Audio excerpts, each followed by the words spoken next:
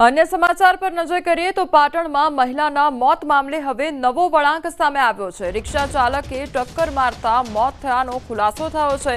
તો તપાસ દરમિયાન સીસીટીવીમાં આ ભેદ ઉકેલાયો છે। ગટરમાં પડી જવાથી મહિલાના મોતનો મામલે હવે આ ખુલાસો થયો છે। टक्कर मारीने रिक्शा चालक जाते ज होस्पिटल लई गयो हतो। रिक्शा चालके परिवारने खोटी माहिती आपी हती। मृतक महिलाना पुत्रए घटना मामले अने खोटी माहिती आपवा बदल रिक्शा चालक विरुद्ध पोलीस फरियाद नोंधावी छे।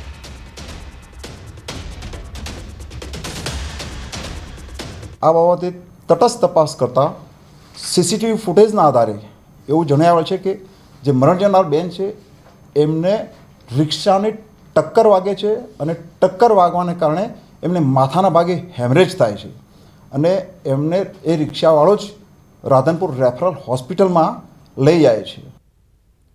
આ ઘટનામાં વધુ એક ચોંકાવનારો ખુલાસો થયો છે। મૃતક મહિલાના પુત્રએ ખોટી માહિતી આપી હોવાનું પોલીસે જણાવ્યું। પોલીસે કહ્યું કે મહિલાના મોતનું કારણ ગટરમાં પડવાથી બતાવવામાં આવશે તો સહાય મળશે તેવી આપ કાર્યકરે મૃતકના પરિવારને સલાહ આપી હતી। परिवारने सरकारी सहायनी लालच आपी आपना कार्यकरे पण खोटू निवेदन आप्युं होवानुं पोलीसे जणाव्युं छे। आ समग्र मामले पोलीसे रिक्शा चालक सामे फरियाद नोंधी छे। जे मरण जनार छे एमना दीकराने आम आदमी पार्टीना गणपतभाई जोशीए जणाव्युं के सोशियल मीडियामां तमे एवी माहिती आपो के तमारा मम्मी गटरमां पड़ी जवाथी मौत थयेल छे जेथी करीने तमने सरकार तरफथी सहाय मळशे। એ રીતે એમણે ફરિયાદી જે મરણ જનારના પુત્ર છે એમને પણ ગેરમાર્ગે દોરેલા। અરવલ્લીમાં સરપંચની ચૂંટણીની અદાવતમાં હુમલો કરવામાં આવ્યો અને ભાજપના યુવા કાર્યકર પર હુમલો કરવામાં આવ્યો। માલપુરના સુંદરપુર ગામની સીમમાં કરાયો જીવલેણ હુમલો। તો ભાજપના જ જિલ્લા સદસ્યના ભાઈએ આ હુમલો કર્યો હતો। હુમલો કરી ગંભીર ઈજાઓ પહોંચાડી હતી। હાથ અને પગમાં પહોંચી છે ગંભીર ઈજાઓ। ત્યારે માલપુર પોલીસ મથકે 3 આરોપીઓ વિરુદ્ધ ગુનો નોંધવામાં આવ્યો છે।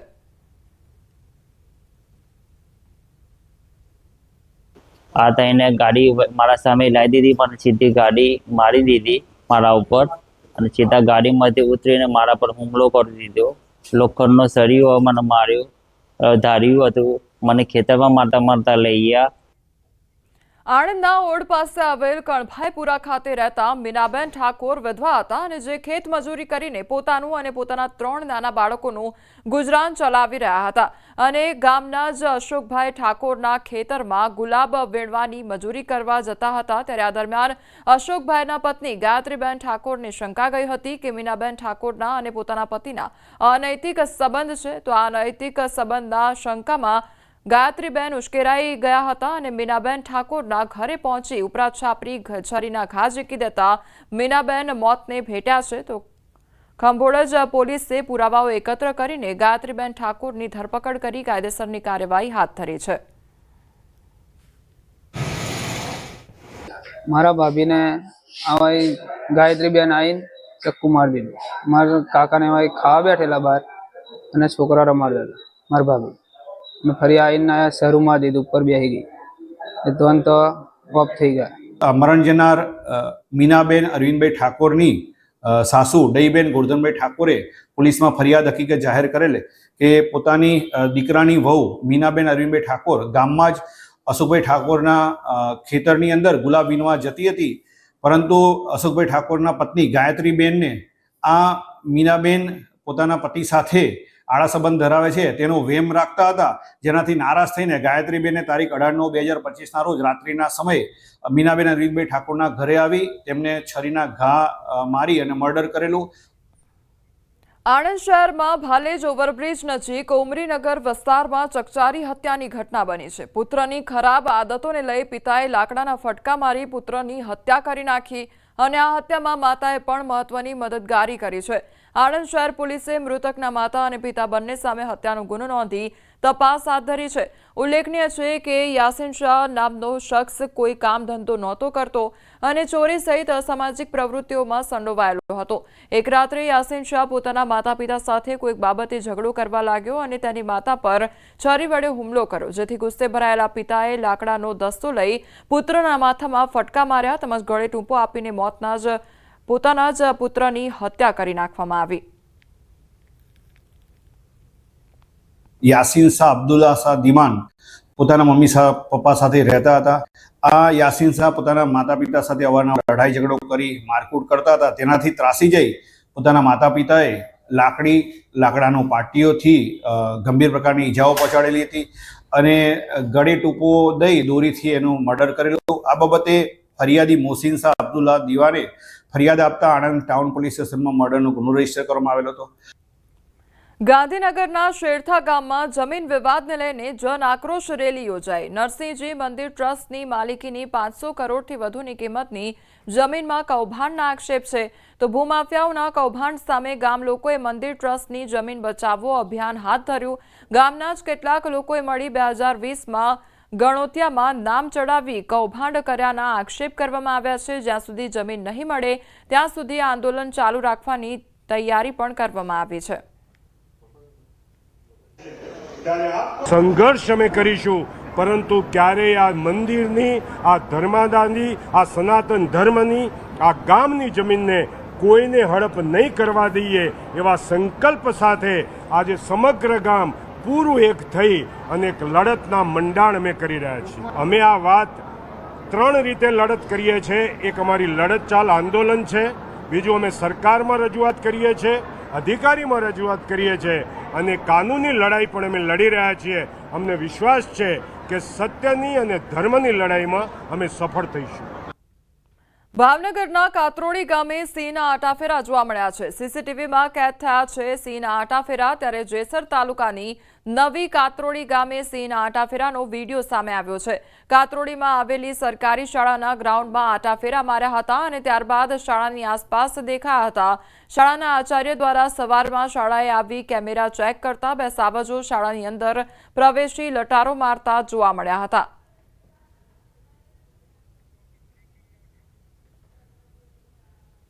મહેસાણાના શંખલપુરમાં ઇનામી ડ્રોના નામે ઠગાઈ આચરવામાં આવી છે અને 6 ઈસમો ઝડપાઈ ગયા છે. આખી ઘટનામાં ત્યારે બહુચરાજી પોલીસ સ્ટેશન વિસ્તારમાં ઠગાઈ કરતા હતા. ઇનામની ડ્રો કૂપનથી લોભામણી જાહેરાતો કરવામાં આવતી હતી. લોકો સાથે છેતરપિંડી કરતા ઈસમોને બહુચરાજી પોલીસે પકડી પાડ્યા હતા. શંખલપુર ગામમાં હર હર મહાદેવ એન્ટરપ્રાઇઝ નામની કૂપન આપતા અને ધમાકા ઓફરવાળી ઇનામની ડ્રો સ્ક્રેપ કૂપન લઈને આવેલ 6 ઈસમો સામે કાયદેસરની કાર્યવાહી કરવામાં આવી. ત્યારે આરોપીઓ લોકોને લોભામણી લાલચ આપીને અને સ્ક્રેચ કરવાના બહાને તેમની સાથે ઠગાઈ કરતા હતા. પોલીસે આરોપીઓ પાસેથી એક બલેનો ગાડી તેમજ 7,700 રોકડા અને 60 નંગ ઇનામી ડ્રો કૂપન જપ્ત કરી છે.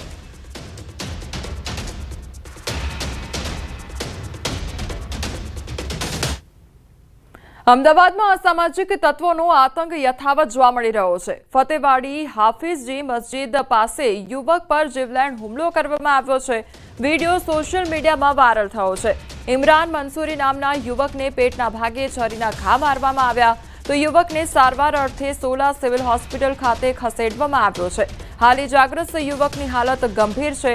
આરોપીઓ ઝઘડાના મામલાને લઈ સમાધાન માટે આવ્યા હતા. સમાધાનના નામે બોલાવી યુવક પર હુમલો કરવામાં આવ્યો હતો. આરોપીઓએ સોશિયલ મીડિયામાં ધમકી આપતો વિડીયો પણ ફરતો કર્યો હતો.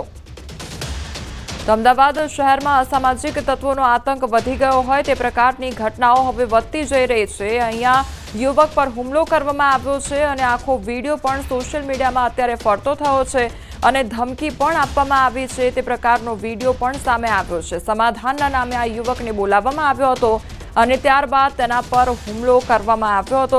પહેલા ઝઘડો થયો હતો અને તે જ ઝઘડાના સમાધાન માટે આ યુવકને બોલાવવામાં આવ્યો અને ત્યારબાદ યુવક પર જીવલેણ હુમલો કરવામાં આવ્યો છે. ફતેવાડી વિસ્તારની આ ઘટના કે જ્યાં યુવક પર જીવલેણ હુમલો કરવામાં આવ્યો. પેટના ભાગે છરીના ઘા ઝીકી દેવામાં આવ્યા અને ત્યારબાદ યુવકને સારવાર અર્થે હોસ્પિટલ ખસેડવામાં આવ્યો છે. પરંતુ હાલ આ ઇજાગ્રસ્ત યુવકની હાલત ખૂબ જ ગંભીર જોવા મળી રહી છે. બીજી તરફ આજે આખો વિડીયો છે હુમલાની ઘટના જે સર્જાઈ તેનો વિડીયો પણ સોશિયલ મીડિયામાં વાયરલ થઈ રહ્યો છે. સંવાદદાતા નવીન અમારી સાથે જોડાઈ ગયા છે. નવીન, અમદાવાદ શહેરમાં ફરી એક વખત અસામાજિક તત્વોનો આતંક જોવા મળ્યો છે. શું અપડેટ મળી રહ્યું છે? કોમલ, જે રીતે જુવાપુરા અને વેજલપુરની અંદર એક વ્યક્તિને છરીના ઘા મારવામાં આવ્યા છે અને તે સારવાર માટે અત્યારે સિવિલ હોસ્પિટલ, સોલા સિવિલ હોસ્પિટલમાં દાખલ છે. મહત્વની વાત એ છે કે જે આરોપીઓ છે તે લોકો જે ઘટનાને અંજામ આપ્યા બાદ બિંદાસ વિડીયો બનાવે છે, જેમાં વિભસ્ત ગાળો જે છે તે બોલવામાં આવી રહ્યા છે અને તે વિડીયોને તે વાયરલ પણ કરી રહ્યા છે અને જેના આધારે વિડીયો જે છે તે સોશિયલ મીડિયામાં હાલ વાયરલ થયું છે. જો કે આરોપીઓનું નામ સામે આવી ગયું છે, પરંતુ આરોપીઓને ફરીવાર બીક ન હોય અને જાહેરમાં જે રીતે તે લોકોએ હુમલો કરીને અને વિડીયો બનાવીને સોશિયલ મીડિયા પર મૂક્યા છે તે ક્યાંક ને ક્યાંક બતાવે છે કે એ લોકોને કાયદાનો ડર નથી, એ સ્પષ્ટ દેખાઈ આવે છે. જો કે અત્યારે પોલીસે માત્ર ફરિયાદ લઈ અને આરોપીને પકડવાની વાત તો કરી રહી છે, પરંતુ આવા લોકો સામે ફરિયાદ દાખલ કરી અને હજી ધરપકડ નથી કરી. અને સૌથી મોટી વાત છે કે તે લોકો જે રીતે સોશિયલ મીડિયામાં વિડીયો પણ નાખી રહ્યા છે તે સૌથી મોટો સવાલ અહીંયા ઉભો કરી રહ્યો છે. કોમલ જી નવીન, સમગ્ર માહિતી બદલ આપનો આભાર. વડોદરામાં ગોત્રી ઓશિયા મોલ સામે આવેલ પિઝા રેસ્ટોરન્ટમાં મારામારીની ઘટના બની છે. અસામાજિક તત્વોએ રેસ્ટોરન્ટ મેનેજર કર્મચારીઓને માર માર્યો હતો. ફેમિલી રેસ્ટોરન્ટમાં યુવકે યુવતીને ખોળામાં બેસાડી પિઝા ખવડાવતા માથાકૂટ થઈ હતી. રેસ્ટોરન્ટના મેનેજરે અભદ્ર રીતે ન બેસવાનું કહેતા માર મારવામાં આવ્યો હતો. તો યુવકોએ પોતાના સાગરીતોને બોલાવી પિઝા ડિલિવરી વાહનોમાં તોડફોડ પણ કરી હતી. મેનેજર સહિત અનેક કર્મચારીઓ ઇજાગ્રસ્ત થયા. લક્ષ્મીપુરા પોલીસ સ્ટેશનમાં સમગ્ર મામલો પહોંચ્યો તો રેસ્ટોરન્ટના અંદરના સીસીટીવી ફૂટેજ પણ સામે આવ્યા છે.